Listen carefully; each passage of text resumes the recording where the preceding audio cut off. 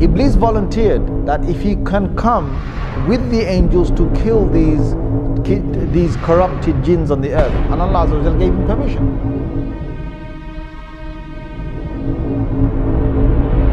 Suddenly Allah reveals to the angels and He says, I am about to make on the earth a Khalifa.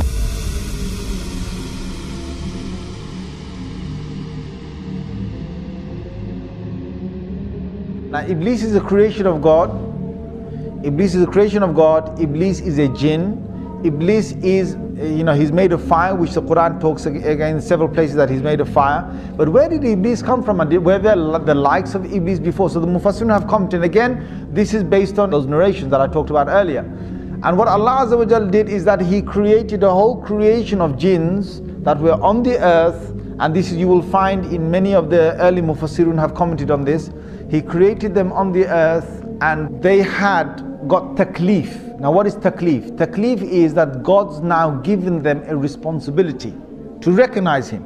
Now when Allah gives responsibility to creation, He will send messengers. So what Allah did is that He sent jinn messengers.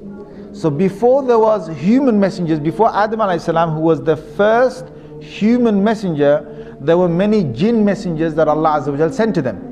Now the jinns are made of fire, and the jinns, one of the things they have inside them, being fiery is that you're angry and you're hasty, you're fast, you're very powerful. Now the sifat and the qualities that the jinns have between them is that they are in fights and they are in quabbles and they are in superiority and who can prove who's greater. This is one of the nature of the jinns, and they're always in the spirit of challenge.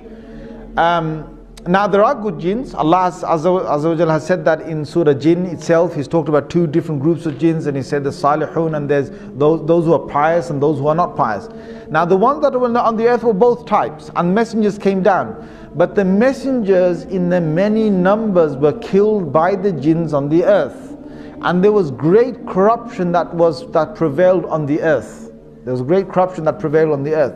Now there was one notable jinn that was very pious. Iblis, being who he was a good jinn, and he started to worship God to the extent, because jinns could fly, see, and jinns could go through many of the heavens. They could go up and down. They didn't have to stay on the earth. They could travel up. It was only when Rasulullah sallallahu alaihi wasallam came that they were trapped within this first universe. This is clear from the Quran. This in Surah Safat you will find this. In Surah Jinn you will find this. That Allah did not allow them to go beyond the first heaven, or the first heaven meaning the end of this universe. They can't go past that after Rasulullah sallallahu alaihi wasallam became a prophet. But before that they could go above that. So what happened is that on these travels, Iblis proved himself that he was so close to God. And Allah Azza wa Jal then allowed him to get closer and closer to higher and higher basically. And they say in some of these narrations that there was no space in the heavens was left, like no large space was left in the heaven, but Iblis had gone there and he had worshipped God.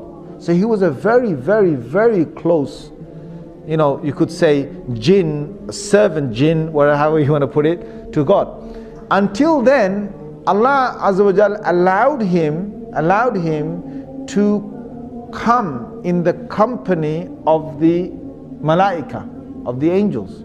And he got the chance to be in the company of the malaika. Allah decided that He's going to send the angels down to the earth and to banish the mutamarrideen, or those jinns that had causes a lot of corruption on the earth.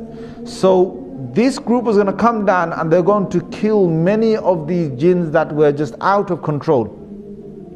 Iblis volunteered that if he can come with the angels to kill these corrupted jinns on the earth, and Allah Azza wa Jal gave him permission. So he came and they killed a lot of these jinns. They left only a few on the earth, and from these few again the progeny of the jinns would start. Now Iblis returns back.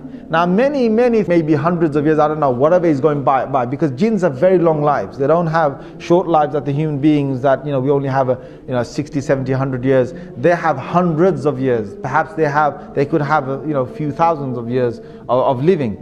Now you've got Iblis that has gone down there, that has banished these jinns, most of them who are corrupted on the earth, and is returned back with the angels. Now he was with the angels, but Allah makes it very clear that he was not from the malaika, he was from the jinn. Now why Allah makes that clear is because we understand that no malak or no angel can ever disobey Allah Azza wa Jal. Allah's made it in their nature not to disobey Allah, but a jinn can. So the biblical sources, they've now faltered again. They call it a fallen angel. So what they say is that if an angel decides to go against the will of God or the command of God, then that angel, Allah drops him from the rank of the angels, and now he becomes a fallen angel. That's the biblical sort of side, or what some of them believe. The Muslims don't believe that. No angel can ever disobey Allah Azza wa Jal. So that's where we find that Iblis was able to disobey Allah, because he wasn't from the malaika. Now there's one thing here. Why is it that Iblis is now going to disobey God? Now you've got to understand the whole thing behind the creation of Adam alayhi salam. Suddenly Allah reveals to the angels and he says, I am about to make on the earth a Khalifa, or someone who will take command, second in charge, or someone who will rule again, reign after the last reigning. I'm about to make a Khalifa on the earth. Now when Allah said that, Iblis got really happy, right? He must have got really happy. And you know why? Because Iblis knows that the angels are not the ones who are going to rule the earth. If there's anyone, there's going to be the creation from the jinns. Allah is going to now make a Khalifa perhaps from the jinns. But Allah's decision wasn't that He's going to make a Khalifa or a vicegerent from the jinns. His decision now was that He's going to create this new creation. Now this shocked Iblis, because all these years that Iblis had worshipped Allah and had been so good was because he wanted power, he wanted prestige, he wanted to be in charge of the earth, he wanted to be, come back on the earth, and he's going to be sent perhaps as a messenger, or he's going to be sent with a new command of God on the earth, or he's going to be in charge of the jinns on the earth. There's something beautiful that's going to come for Iblis, something that he had a big glimmer and a big hope in, and all that was getting crushed now with this new creation. Now who is this new creation?